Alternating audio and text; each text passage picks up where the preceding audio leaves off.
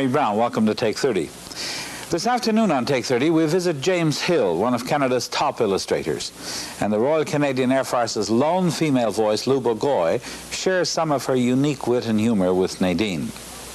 James Hill is an acknowledged master of the art of illustration. He's one of the best in the business, with a style that's influenced a generation of Canadian and American illustrators.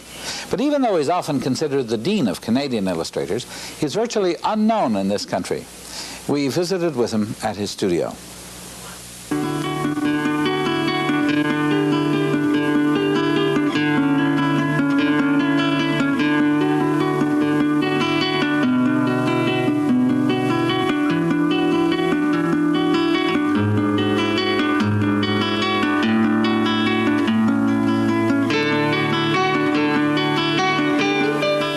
Our world is filled with images, but so often we just bypass them.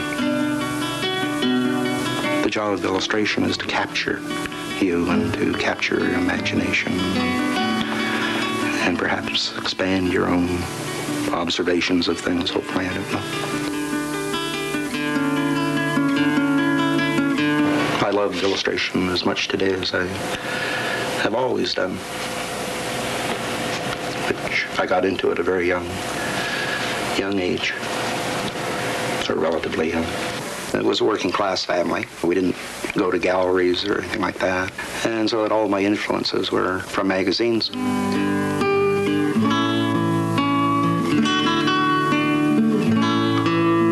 When I was 8 years old, I don't know whether I or my parents entered some of my drawings into the local library show, and I won first prize. It was about then, when I was 8 years old, that I made up my mind that I was going to be an illustrator. Not just an illustrator, but a great illustrator. And so I started to plan out my life right from about that age, and work towards the childhood goals. At the time, I delivered the Saturday Evening Post to door to door, or tried to sell it door to door. I think my parents ended up with most of the unsold copies. But, one of my dreams was to work for the Saturday Evening Post. Before achieving this then ultimate dream, James Hill worked for Maclean's magazine, at that time Canada's answer to the Saturday Evening Post.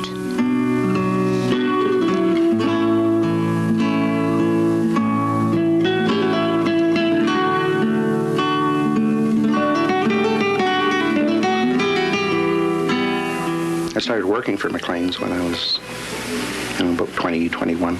That it was a very general magazine, carried fiction, which was my interest. But right from the beginning, the covers were the important thing as far as they were concerned.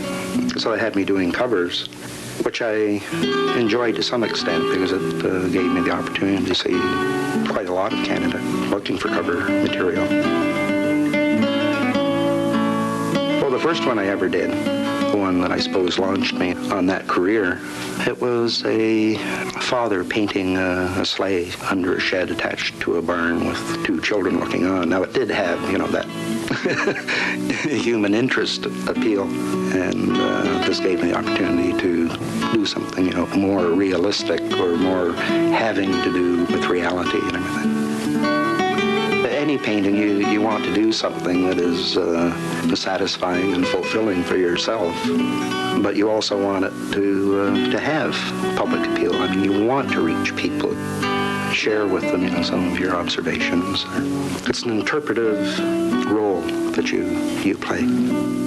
Illustrators carry on that tradition of telling us about our times, but because the media that they are seen in, it seems to be less important because, you buy a magazine for $1 or something like that, and once you've read it, it is thrown away. So it doesn't have in the average person's mind, because it's a disposable item, that it doesn't seem to have that importance, but it really is. So I regard it as a fine art, not something that is just a thing that's thrown out with the garbage, every Thursday. What I wasn't aware of my peers in New York told me later on that, that they used to buy Canadian magazines to see what the kid up in Toronto was doing. Whereas it has always been Canadians buy American magazines to see what the great illustrators have done.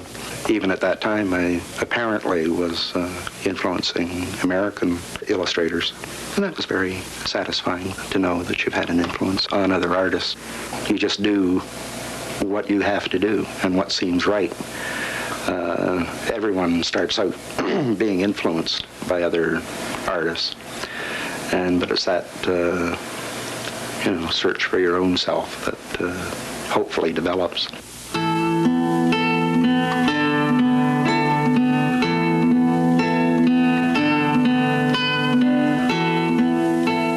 In the 60s, his illustrations were appearing in the large and important American publications on a regular basis.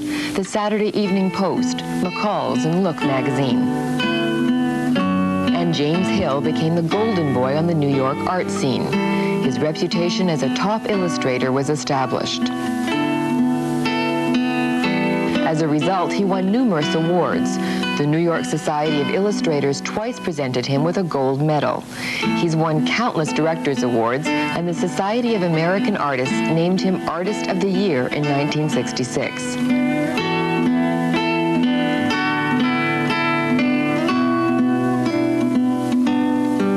In Canada, he was the first artist illustrator to be elected to the Royal Canadian Academy of Art. Work and money were now plentiful, and the quality of his illustrations was appreciated.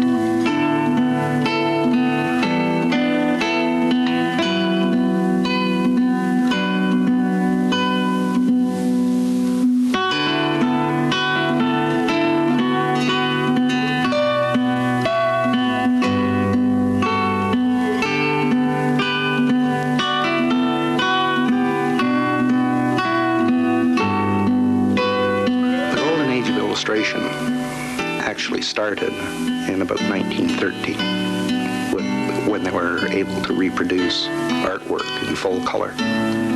Up to that period, especially in the late 1800s, everything had to be done by woodcut. That golden age began when the high-speed printing began and were able to reproduce artists' work in full color, and that was the great expansion of magazine development. All of a sudden, the masses could have, at a very cheap price, these beautiful magazines with stories and articles. It was a great educating thing, especially in the United States. But because my work mostly was a little off-center, when a really good story came up, which was more often than people usually thought, I was usually asked to do it. Besides his magazine illustrations, Hill was also commissioned to do specialty work. One of his favorite assignments were the illustrations for a collection of Oscar Wilde short stories. Oscar Wilde has always been a favorite author of mine. It was a marvelous opportunity. I did it over a period of 3 or 4 years. The story of the young king who is being brought up and has absolutely everything, but then discovers that everyone in the world does not have those advantages. The poignancy of most of those short stories that Oscar Wilde wrote were just heart-rending things, usually. They were supposedly designed as children's stories, but they speak to adults, too. The title of the story is Out of Darkness. This child has discovered this old house in the woods, and the old woman on the porch in the story is blind, unbeknownst to anyone. And the old woman is regarded as a witch in the whole community. The child, becomes her friend, and especially the young girl in the picture with her back towards you, that anybody can identify with them because there's no face on it, and that then you are led right into the picture.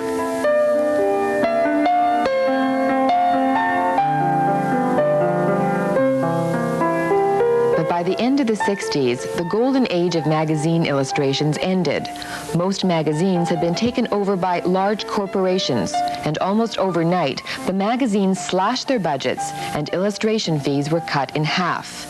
The personal interest and the money was no longer there, and Hill stopped working for the New York publications. it was television that did it. Because the magazines, which were now richly expressive, they became expensive to reproduce, and so you had to depend on advertising. Well, then all of a sudden with television, the advertising dollars went to television. Illustration in magazines still exists, but it's, you can't really make a living at it.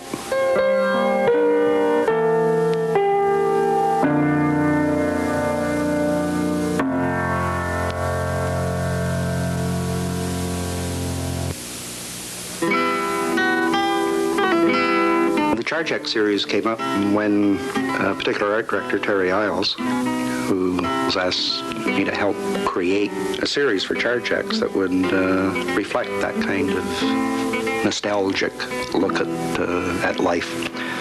They didn't want the Charjeks things to be a hard sell thing. They wanted kind of a nice benign look at at things. When the industry and the times changed, Hill too had to change. His workload began to consist mainly of advertising illustrations and only the occasional magazine illustration.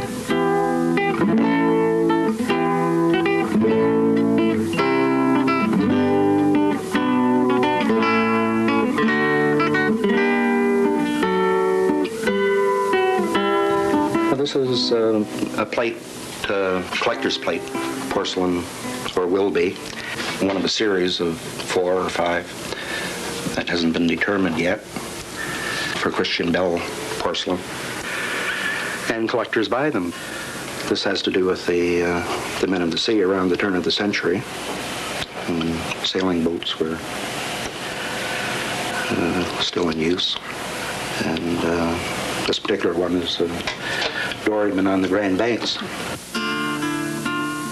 People tend to think that the more experience you have, the easier it gets, and of course it doesn't.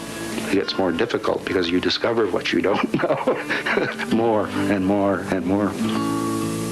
It is both the agony and the ecstasy. I mean, it is the most satisfying work that anybody can do, but it's also hard work and frustrating work. But, you're constantly dealing with success and failure alternately all through any particular job.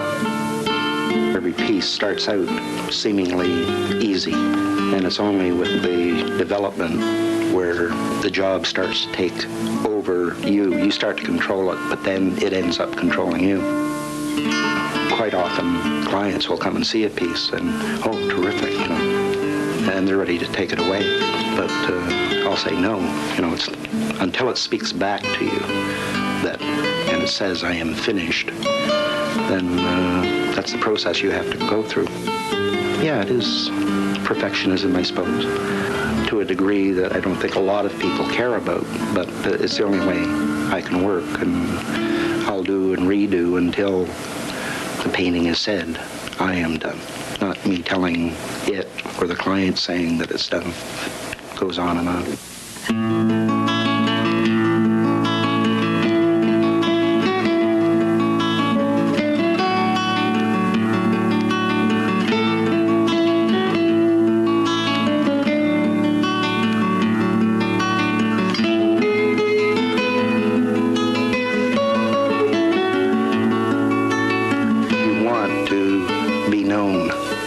And admired, or your work, and that you have some small part in the whole historical tradition of this craft and this art.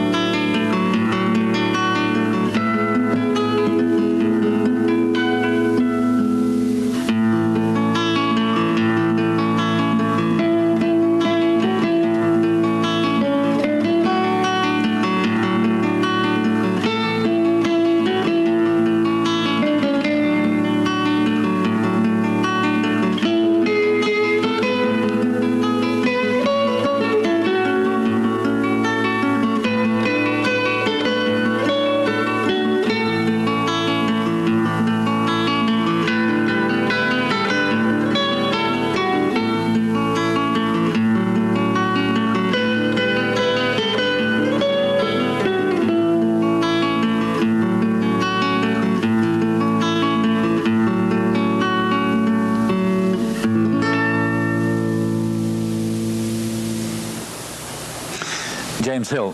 What a pity that the color camera and the television set have deprived us of so many opportunities to see his work. I think we got gypped. Another of Canada's